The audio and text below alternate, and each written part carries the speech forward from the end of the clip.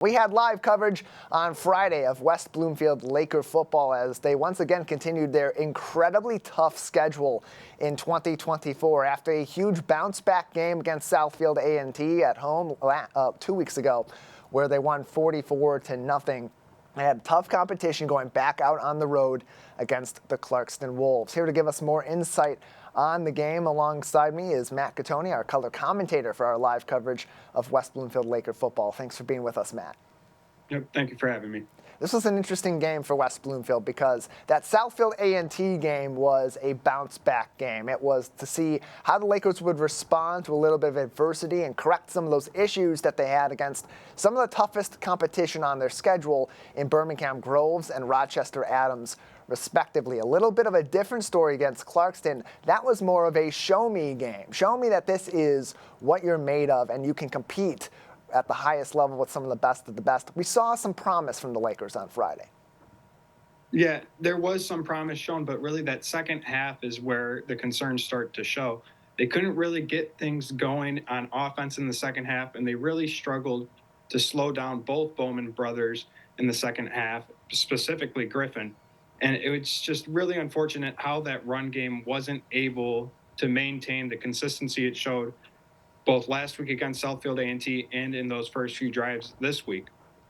Yeah, the rushing game for West Bloomfield's been their highlight offensively all throughout the season. Last week, they actually tied their worst record for the season in terms of rushing yards, 93 yards, exactly the amount they had a couple of weeks back against Rochester Adams, their worst of the season, coming against Groves, where they only got 43 yards on the ground. But we also saw this be the best passing game for the Lakers because that ground game wasn't there, with over 180 yards passing for Jamal Shakespeare and Bo Jackson 5 for 9 for 64 yards. That is a promise there for West Bloomfield, seeing the passing game starting to get back into the fold.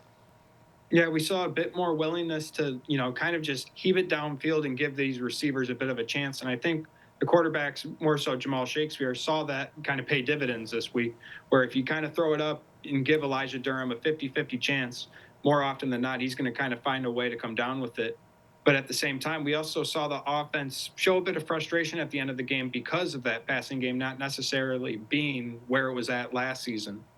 Yeah, it's definitely been sort of a slow burn for that passing game in 2024. That was the best game by far for the team overall and for their star wide receiver, Elijah Durham, who had arguably the best single season in Laker football history a year ago. He had 13 targets last game. That's the most of the season for him. 6 receptions and 143 yards, including that 65-yard touchdown reception he had in the second half against Clarkston. Now, Jamal Shakespeare on the other side got the majority of the snaps. This is something a little bit different. In the past few weeks, we've seen Shakespeare get a lot of those snaps for the rushing game, kind of that wildcat formation, and Bo Jackson really be their primary quarterback, that pocket presence, that passer. This week, it was a different case, showing Jamal Shakespeare for the majority of the quarterback snaps, and brought a little bit of a different sort of game plan for him as he threw for 7 for 20 and 181 yards against Clarkston. Yeah, you mentioned early in the broadcast last Friday that, last season we saw him, get more work at quarterback and him, throw more as opposed to being a runner. Whereas this year he's been featured more in that, Samaj Morgan, Donovan Edwards, kind of playmaker, running like direct snap wildcat type role. Now, this week we saw him, obviously throw 20 passes. So based on that, you have to assume that he's going to be the guy going forward that they're going to lean on to be the quarterback for this team. And maybe they supplement Bo Jackson in a little bit, like we saw them try to do with that trick, like jet sweep play where they had him throwing a pass after receiving it from Shakespeare.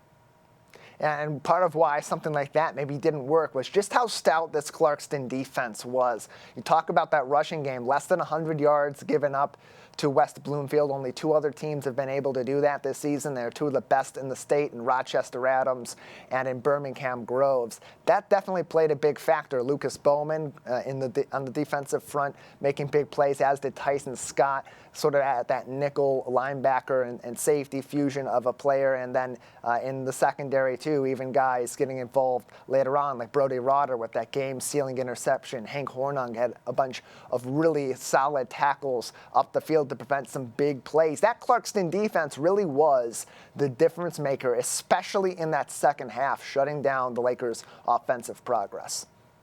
Yeah, really, that was the difference. The Lakers weren't able to stop that counterpunch that Clarkston had with with Griffin Bowman once they were able to slow down Beck in the receiving game and how they were working the ball to him. But the Lakers couldn't really get anything going after their first two drives after Clarkston, started to get a feel for what their game plan was, and especially after halftime once they had time to game plan and account for everything. Really was a battle of playmakers in that game. Ultimately went 35-20 in favor of Clarkston as they advanced to 3-2 overall. West Bloomfield now 2-3 overall as they come back home for a couple of games against Lake Orion and Oxford. 3 touchdowns for Lucas Bowman, 1 for Brady Beck, 1 for Griffin Bowman for the Clarkston Wolves. On the other side for West Bloomfield, Elijah Durham getting that big touchdown early in the game was probably the biggest playmaker play of the ball game, other than this long run you're seeing on your screen right now by Devin James. That makes a huge difference too, and it's going to make a difference going forward, Matt, because this schedule doesn't get any easier for the Lakers from here on out. The next couple opponents coming in as they finish up their OAA Red Division play are the Lake Orion Dragons, who are 4-1 coming into this week, and then Oxford, who's been a team that's given a lot of trouble to OAA Red Division teams so far and picked up a couple of interesting wins themselves. These next 2 weeks are really going to tell a lot about what the Lakers are going to be throughout the rest of the season.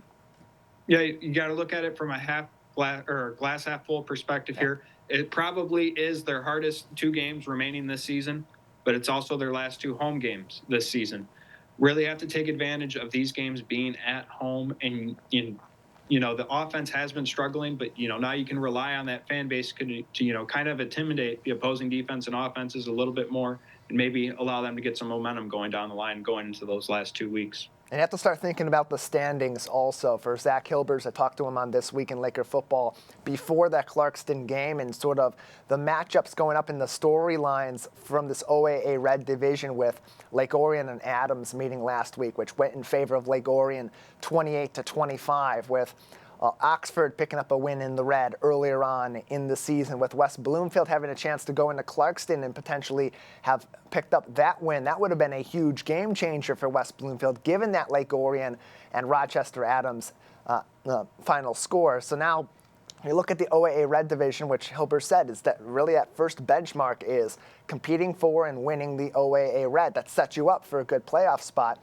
West Bloomfield kind of in an interesting position now, where they really don't have a chance to win the Red, but these next couple weeks will decide how competitive they ultimately are in those final standings. Lake Orion's 1-1 in the Red, with West Bloomfield this week and Clarkston next week being their final 2 wins. So if West Bloomfield beats Lake Orion and then Clarkston were to beat Lake Orion, Clarkston would still have the advantage over West Bloomfield because of their win last week.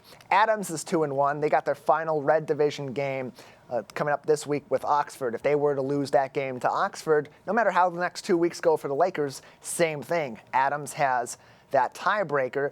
And then you get down to Oxford 1-1 with Adams this week and West Bloomfield next week. That's really the only team West Bloomfield would be able to jump if Oxford picks up a loss this week to Adams or even beats Adams, and then West Bloomfield were to beat Oxford next week. But it really comes down to playoff points at this point, Matt, and that's really what West Bloomfield's got to be fighting for and why these next few games are so important to win.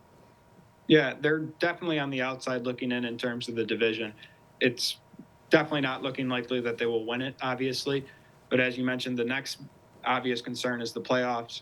They could still potentially host a playoff game if they were to win out.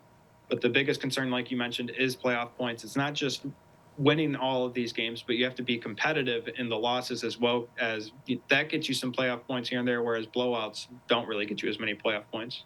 Right, so the benefit of the loss to Clarkston is you were able to put up 20 points on the Clarkston Wolves. You were relatively competitive in that game. Same thing goes for that Rochester Adams loss. That becomes a little bit stronger of a loss as Rochester Adams has a strong season. So them picking up a win against Oxford would be really helpful to West Bloomfield's schedule going forward, because it just increases that strength of schedule if they're able to beat Oxford down the line in a couple of weeks at at West Bloomfield High School. But overall, those playoff points, as you said, that's what's really going to be the focus here in these last few weeks. If they want a chance at the state championship, if they want a chance at redemption from last season, these last 4 opponents are going to be crucial to their schedule, because Chippewa Valley, which they scheduled as a tough game early on in the season, a big test for them. That was a playoff points matchup. They're 1-4, and their remaining opponents are 13-7. So you can't really expect them to have a majority of those games going forward be wins, which would help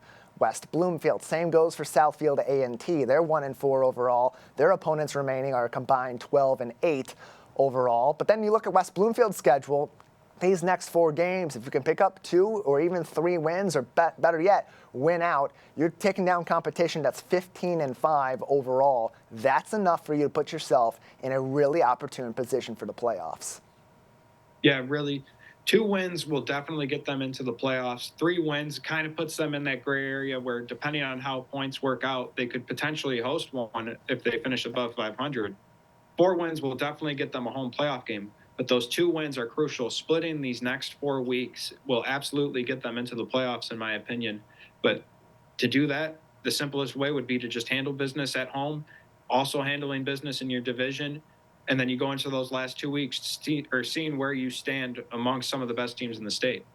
Yeah, Sammy Termina from Orion Neighborhood Television called me yesterday afternoon, and we were able to talk about this interesting matchup and the way things have shaken out in the OAA Red Division so far this season, what this means for West Bloomfield going forward. And the biggest point of that conversation was picking up playoff points. Winning these next couple of games in the Red would be enough probably for them to get into the playoffs and have a shot at the state championship game. But 3 or 4 of those being wins altogether puts you in the best position possible. So crucial time for the Lakers right now. Crunch time in their season, coming off another tough loss. I'll be interested to talk to head coach Zach Hilbers early on this week for This Week in Laker Football for even more updates. Until then, your wait's not too far away. Friday night, Lake Orion coming into West Bloomfield, 7 o'clock kickoff.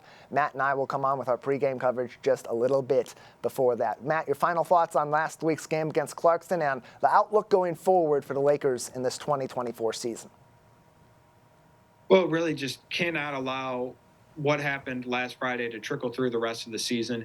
Yes, it was a tough loss, but you cannot allow what happened in that second half, the penalties, just how they allowed themselves to be pushed around in the trenches, to continue going forward. It'll be interesting to see how things shake out this week. Lake Orion coming in a very tough team with a lot of veteran talent.